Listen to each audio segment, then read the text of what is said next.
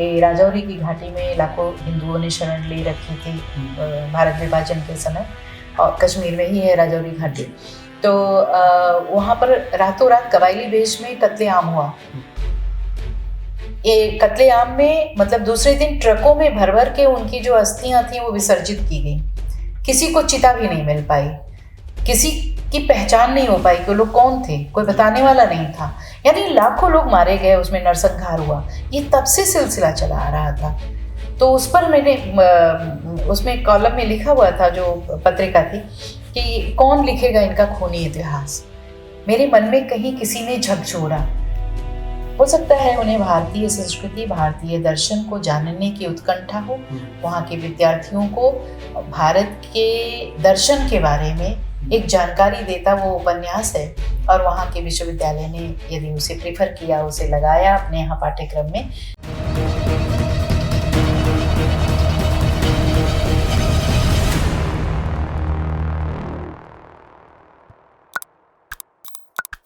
जय Hind, Vande Mataram. Expose times में आपका स्वागत है। मैं हूं मोनेश श्रीवास्तव। आज का वीडियो बहुत ही खास होने वाला है, क्योंकि आज एक ऐसी नारी शक्ति को हम आपसे मिलवाने जा रहे हैं जिन्होंने लेखन के क्षेत्र में बहुत बड़ा नाम कमाया है। आपने ऐसे ऐसे विषयों को उठाया है जिसे देश ही नहीं दुनिया में सराहा जाता है। तो वीडियो शुरू करने से पहले आप सभी दर्शकों से मेरा अनुरोध है कि आप अपने एक्सपोज टाइम्स चैनल को सब्सक्राइब कर लें, बेल आइकन प्रेस कर लें ताकि हर वीडियो आप तक पहुंचता रहे। लाइक करें और कमेंट करके जरूर बताएं कि आपको हमारा ये वीडियो कैसा लगा। आज हम बात कर रहे हैं वरिष्ठ साहित्यकार डॉक्टर नीरजा माधव जी की, जिन्हें पिछले दिनों राष्ट्रपति द्वारा नारी शक्ति सम्मान से सम्मानित किया गया है। तो आइए बात करते हैं डॉक्टर नीरजा माधव जी से। 2019 से एक मुद्दा धारा 370 हटने के बाद कश्मीरी पंडितों या यूं कहें कि कश्मीरी हिंदुओं को लेके उठ रहा है। अभी तत्काल में उस पूरी प्रकरणों को लेके एक फिल्म बनी है जिसमें वो कश्मीरियों के जो कश्मीरी हिंदू हैं उनके साथ जो नरसंहार हुआ, अत्याचार हुआ, उसको लेके उस फिल्म का एक खास तबका विरोध कर रहा है। इन 32 साल होने के बाद भी उस मुद्दे पे लेखन का कार्य नहीं हुआ, मतलब वो लिखित इतिहास में नहीं आ पाया हमारे सामने। तो इस पे आप क्या सोचती हैं? क्या कोई आपका ऐसा उपन्यास या ऐसा कोई लेखन कार्य है जो उन कश्मीरियों के दर्द को बयां करता है? देखिए मुनीश जी, कश्मीर का एक जो मुद्दा रहा है आज़ादी के बाद से ही रहा है। जब से विभाजन हुआ, भारत विभाजन हुआ, और ये दुखद विभाजन था, उसके बाद से ही कश्मीर में अशांति फैलनी तो शुरू हो गई थी। और कश्मीरी पंडितों के साथ जो कुछ भी हुआ, या भारत विभाजन के समय जो हमारे देश की स्थिति थी, जिस तरह से पाकिस्तान से जो जबरदस्ती विस्थापित किए गए लोग थे, एक आप जानते होंगे इतिहास, आज़ादी के बाद से जो इतिहास था, एक विकृत इतिहास, या कम्युनिस्टों के द्वारा जो रचा गया इतिहास था, वही पढ़ाया जा रहा था हमारे छात्रों को और विद्यार्थियों को। अभी भी वही भी चल रहा है। अभी भी बहुत परिवर्तन नहीं हो पाया है, हालांकि परिवर्तन किया जा रहा है, शुरुआत हो गई है। और धीरे धीरे भाई 70 वर्षों तक अगर आप किसी एक चीज को ही पढ़ रहे हैं तो कम से कम 2 पीढ़ियां 3 पीढ़ियां तो हमारी तैयार हो गई ना उसी मानसिकता के साथ। तो अब जो तैयार होंगी तो तैयार होते होते 20 वर्ष तो लगेगा आपको। कम से कम इस सरकार के परिणामों को देखने के लिए 20 वर्ष तक तो प्रतीक्षा करनी पड़ेगी, तब आपको कुछ सकारात्मक परिणाम मिलेंगे। ये दुखद रहा कि आजादी के बाद से इस तरह की मानसिकता वाले लोग हमारे देश में सक्रिय हो गए थे, जिन्होंने पाठ्यक्रमों के माध्यम से, विश्वविद्यालयों के माध्यम से, पुरस्कार समितियों के माध्यम से, यहाँ तक कि इस तरह के साहित्य को रेखांकित किया जाने लगा पुरस्कार समितियों के माध्यम से, जो साहित्य हमारे संस्कृति को, हमारे देश को खंडित करने का काम कर रहा था या उद्देश्य था उसका। तो ये एक दुखद पक्ष रहा हमारे देश में। लेकिन अब सुखद ये है कि बदलाव आ रहा है। कश्मीर की समस्या पर, भारत विभाजन पर मैंने एक उपन्यास लिखा, क्योंकि हम सब जानते हैं कि बहुत सारे थोड़ा एक विचारधारा से प्रभावित लोगों ने उपन्यास जो लिखे या जो साहित्य उन्होंने लिखा, उसमें भारत से पाकिस्तान जाने वाले लोगों के बारे में तो बहुत संवेदना के साथ लिखा कि बेचारे देश छोड़ के जा रहे हैं। लेकिन पाकिस्तान से जो भारतीय, जिनको हिंदू हम कह सकते हैं, जिन भारतीयों को, जिन हिंदुओं को बलात् विस्थापित किया गया, उनके धन संपत्ति को लूट लिया गया, जमीनें वहीं छूट गईं, स्त्रियों के साथ मर्यादा हनन हुआ और पुरुषों का एकदम कत्लेआम हुआ। एक घटना घटी थी जिसको कि एक विश्व संवाद की पत्रिका थी, छोटा सा ब्लॉक में निकला हुआ था कि राजौरी की घाटी में लाखों हिंदुओं ने शरण ले रखी थी भारत विभाजन के समय, और कश्मीर में ही है राजौरी घाटी। तो वहां पर रातों रात कबायली वेश में कत्लेआम हुआ। ये कत्लेआम में मतलब दूसरे दिन ट्रकों में भर भर के उनकी जो अस्थियां थी वो विसर्जित की गई। किसी को चिता भी नहीं मिल पाई, किसी की पहचान नहीं हो पाई कि लोग कौन थे, कोई बताने वाला नहीं था। यानी लाखों लोग मारे गए, उसमें नरसंहार हुआ। ये तब से सिलसिला चला आ रहा था। तो उस पर मैंने उसमें कॉलम में लिखा हुआ था, जो पत्रिका थी, कि कौन लिखेगा इनका खूनी इतिहास।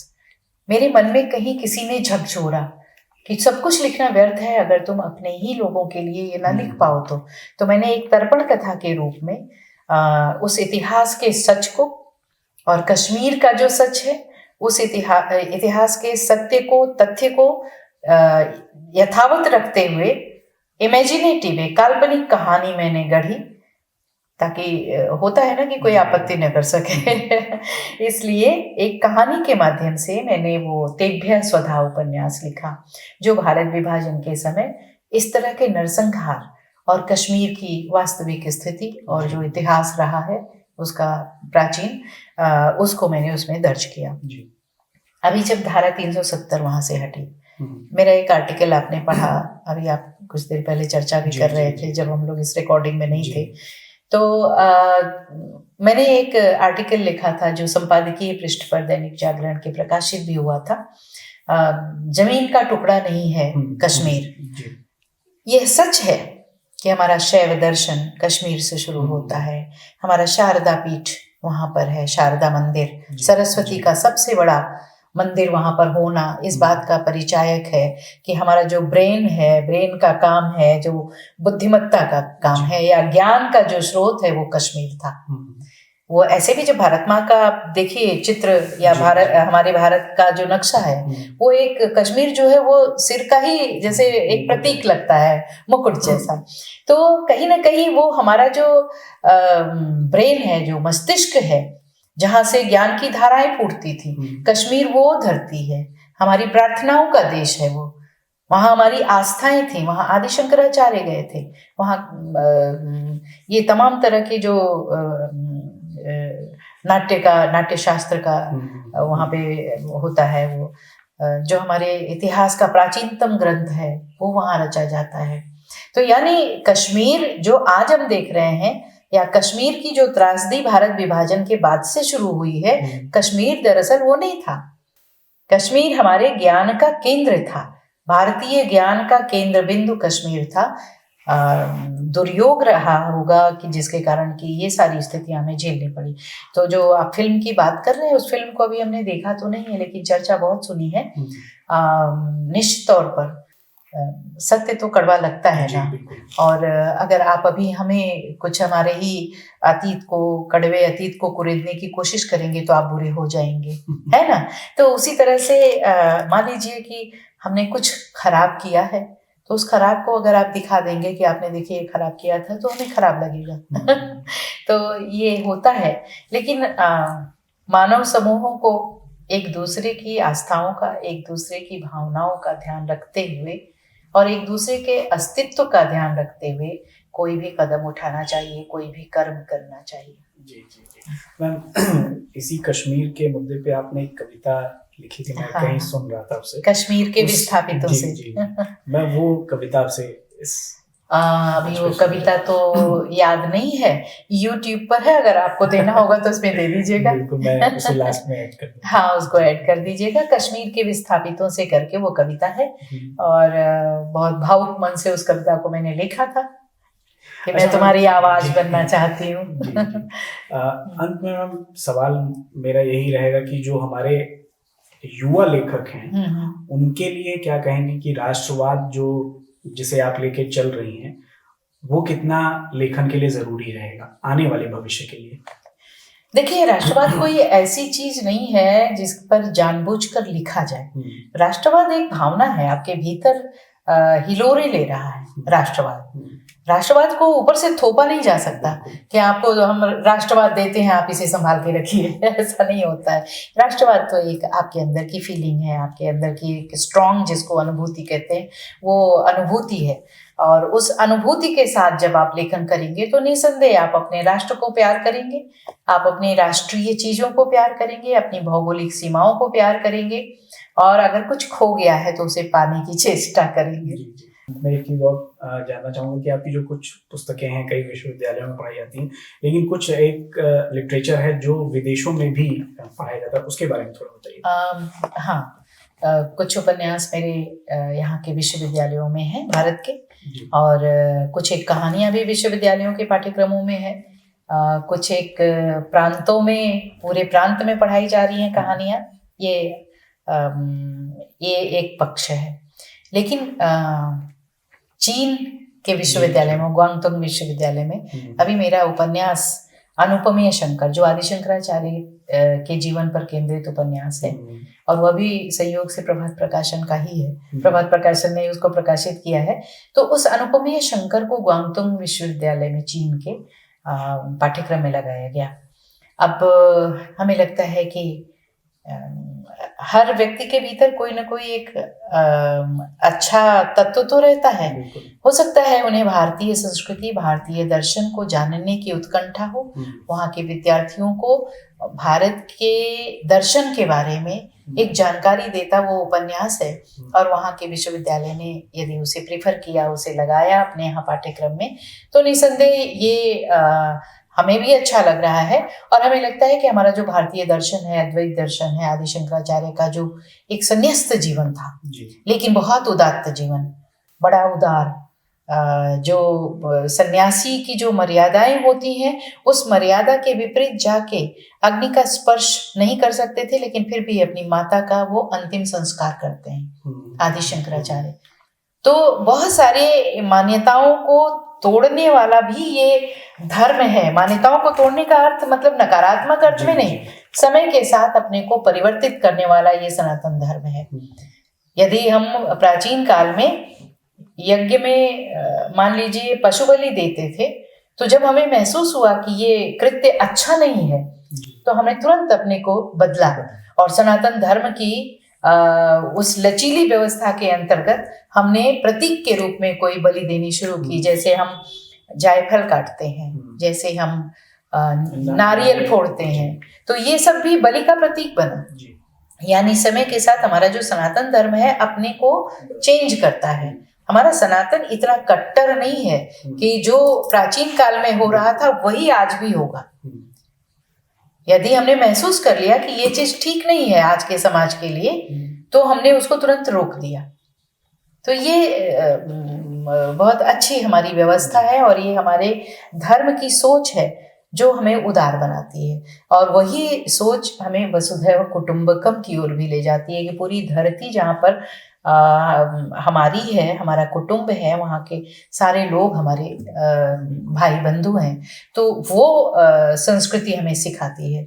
तो अगर चीन के लोग आदि शंकराचार्य के जीवन से कुछ सीखते हैं, भारतीय धर्म और दर्शन के बारे में जानकारी हासिल करते हैं, तो ये हम सबके लिए सुखद है। इसी तरह से कहीं कहीं और भी है।